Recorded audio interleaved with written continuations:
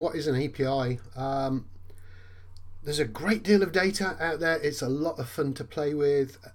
It's a little bit like hacking, where you're getting information sort of through a back door, and you're doing something with that information. So it can be quite nice to play with.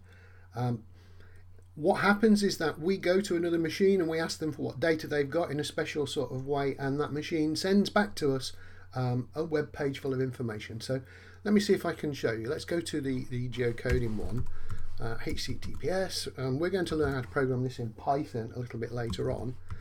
maps.googleapis.com /maps/API, and I'll explain all about the addresses and what they mean a little bit later, and particularly as we play around with this information.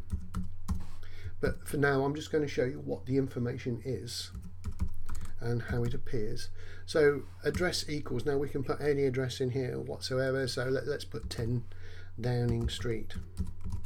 Hopefully there's not many Downing Streets in the world. We'll get the one that we want.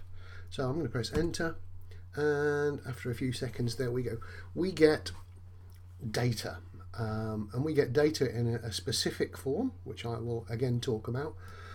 The important part is that it appears in a browser, and I want to talk a little bit more in detail about how it appears in the browser, why it appears in the browser, and what we can do to play with it.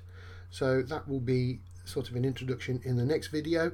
Again, we're not programming just for the time being. We're just going through the startups and understanding how and what we do to play with the information.